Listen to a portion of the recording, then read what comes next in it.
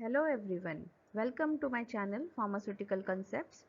Let us all learn today the new topic from titrations, that is precipitation titration under volumetric analysis. If you are new to my channel, please do subscribe and watch the video till the end. Now what is this precipitate? Precipitate is generally formed by the reaction between analyte and titrant. So here reaction between two ionic species is happening. For example, if I have silver nitrate and sodium chloride. So here this silver nitrate solution, in the solution it exists as Ag plus NO3 minus, and in the solution this salt exists as Na plus Cl minus. So here this Ag and Cl, they will react with each other. AgCl will be formed. Remember, this is a liquid. NaCl also is in liquid form, its solution is there. Both are transparent. But when the reaction between Ag plus and Cl minus is happening and the product is formed, that product is solid in nature. And the another product is NaNO3, which is liquid. So this solid product, this insoluble product which is formed, that we call as precipitate of silver chloride, formed by reaction between silver nitrate and sodium chloride. This makes the solution cloudy or turbid. The quantity of the added precipitating agent, so here I can say this silver nitrate as the precipitating agent, is equivalent to the substance being precipitated. That means the amount of precipitate formed is equivalent to the amount of precipitant which is added in the reaction. Completion of the precipitation of the analyte under examination is determined by titration with the use of an indicator. This indicator helps us to find the endpoint of the reaction. The burette reading obtained here is used for further calculation to determine the content of the analyte present in the given sample. And remember, precipitation titration is mainly used for determination of halides in the sample. So all chlorides, bromides, iodides, these all can be determined, their quantity can be determined in the sample with the help of these precipitation titrations. There are some factors which affect the solubility of precipitate. For example, acids. The solubility of precipitate is increased in presence of acid. Similar is the case with temperature. With some substances, the influence of temperature is small, but for other substances, the influence of temperature is quite appreciable. So, solubility of the precipitate in quantitative analysis increases with increase in temperature. Common ion effect may reduce the effect of temperature to some extent. The third factor is solvent. The solubility of inorganic compounds is reduced by addition of organic solvents. And the next factor is common ion effect. The solubility of a slightly soluble salt can be decreased by adding an excess of either of its ions. Certain types of precipitation titrations: argentometric titrations and non-argentometric titrations.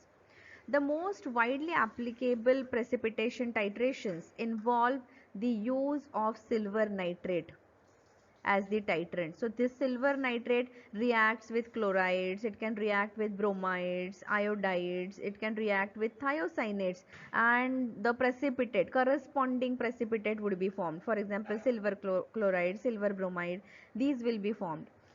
Okay, so such titrations where this AgNO3 is used as titrant, those are called as argentometric titrations. And the titrations where the titrant is different, it is not silver nitrate, those are non-argentometric titrations, and some of the examples are mercurymetric titration where mercuric nitrate is used, and the another is Kolthoff titration. Under argentometric titrations, there are three methods: Mohrs method, Volhard's method, and Fajan's method. In this particular video, I will be focusing on these two titrations.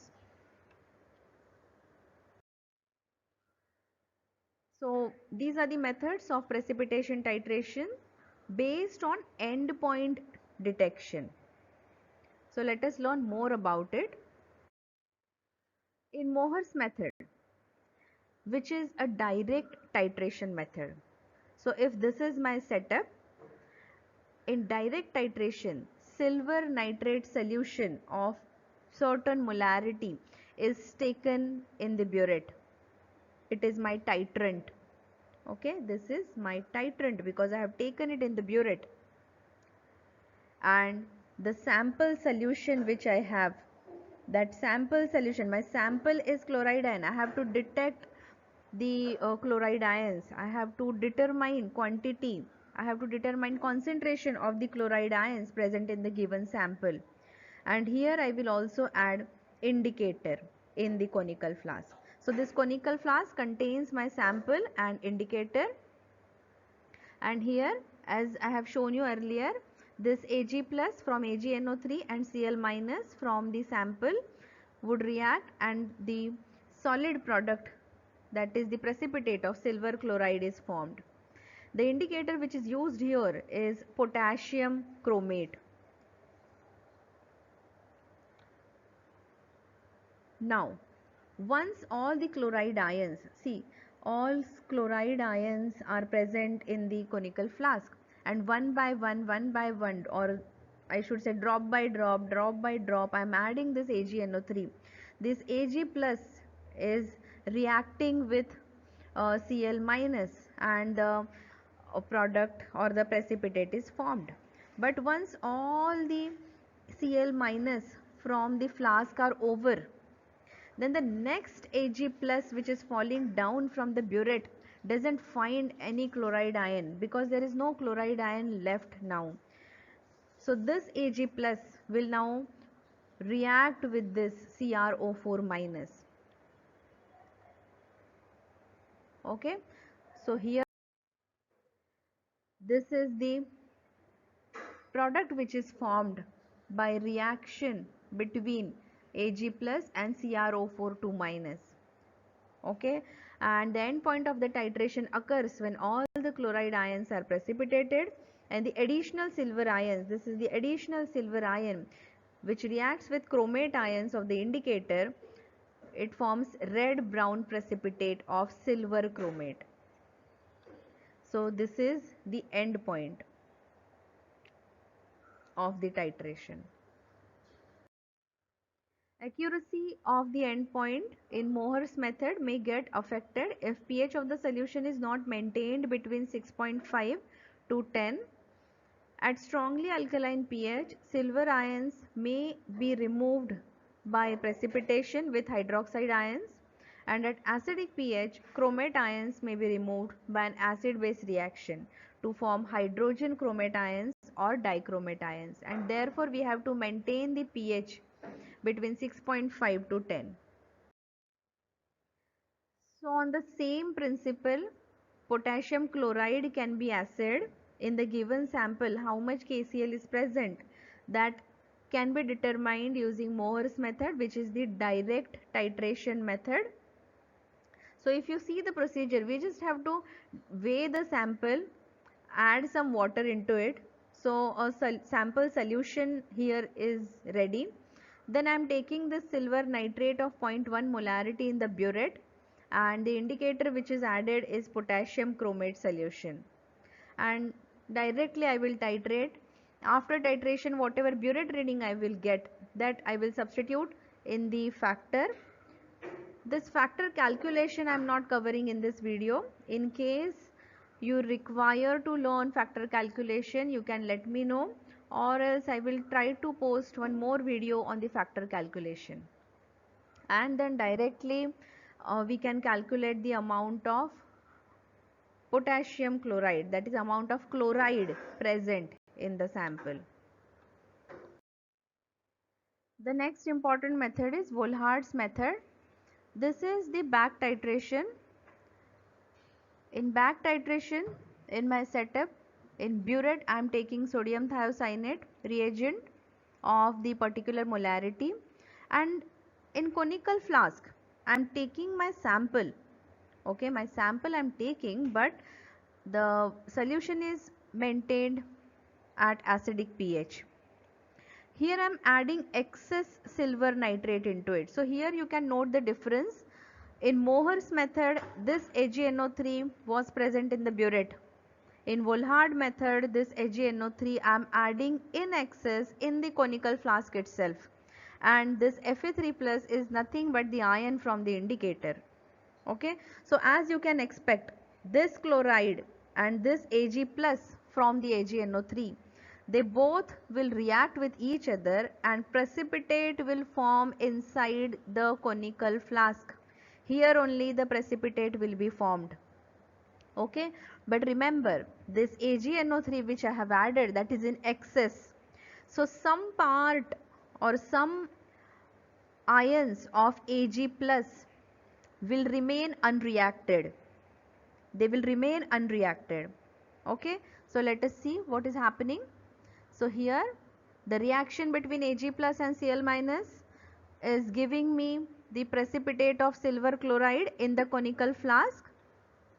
This precipitate which is formed is to be removed by filtration, otherwise that may interfere with the further procedure of the titration. Now after this, into the filtrate I am adding indicator, so that is ferric ammonium sulfate, and these Fe3 plus ions are now present in the flask. So now after filtration, what is present in my flask? I have Ag plus and Fe3 plus in the flask. Now the titration will continue, and this SCN minus from the sodium thiocyanate will react with these Ag plus ions.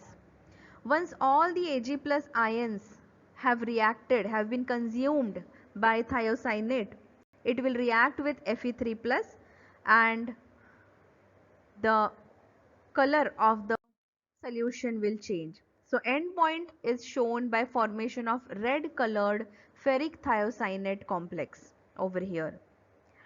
Now from this procedure, I hope you have understood the back titration which is used in Volhard's method. Now from this procedure, this particular step of filtration can be omitted by addition of nitrobenzene or dibutyl phthalate. Now this nitrobenzene or dibutyl phthalate, these are the reagents which help this AgCl, which help this precipitate to coagulate, and so that it will not interfere during this titration. Okay, thus now it is fine if we do not filter. Okay, and therefore this particular method is then called as modified Volhard's method, where instead of filtering the precipitate, we are adding nitrobenzene or dibutyl phthalate in the conical flask. That method is called as modified Volhard's method. The concentration of chloride ions is determined by subtracting the titration readings of the moles of silver ions that reacted with the thiocyanate from total moles of silver nitrate added. And yes, acidic pH is maintained to prevent the precipitation of ion as hydrated oxide. Now here assay of sodium chloride is done by modified Volhard method. If you observe here, the sample is weighed, then it is dissolved in water, so the sample solution is prepared. Now in this sample solution 50 ml of silver nitrate is added. So from this 50 ml silver nitrate, only some volume, only some part of silver nitrate will react with the chlorides which are present in the sample. Okay, I am maintaining the acidic pH using nitric acid and dibutyl phthalate we have added so that there is no need of filtration of the precipitate which is formed in the conical flask. Okay, so here before we start titration there is a precipitate in the conical flask. Now these remaining Ag plus ions, okay, these remaining Ag plus ions will now react with the ammonium thiocyanate which is present in the burette. So from burette I will start adding this thiocyanate, that is SCN minus, and this SCN minus will then react with Ag plus. Once all the Ag plus ions in the flask they are been consumed by SCN minus, the next extra drop of SCN minus will react with Fe3 plus, and as soon as this reaction happens the color of the solution becomes reddish yellow. Okay, so whatever reading you have got here, whatever burette reading you are getting over here, for example you have got burette reading of 15 ml. Okay, so that means 15 ml Ag plus were left here in the solution and only those Ag plus reacted with SCN minus. So when I subtract this 15 ml from the 50 ml which I had added in the beginning, okay, this will give me the volume of the silver nitrate which actually reacted with the chloride ions from the sodium chloride. Okay, and this subtracted volume I will substitute in the factor to get or to determine the amount of sodium chloride present in the given sample. These are some of the requirements for a substance to be titrated by precipitation titration or precipitation reaction. The precipitate must be practically insoluble. Reaction should be rapid and quantitative.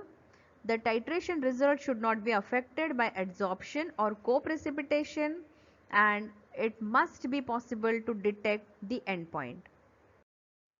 Thank you for watching the video till the end, and do subscribe, do like and share the video, and please do not forget to leave your comments. Thank you. Have a nice day.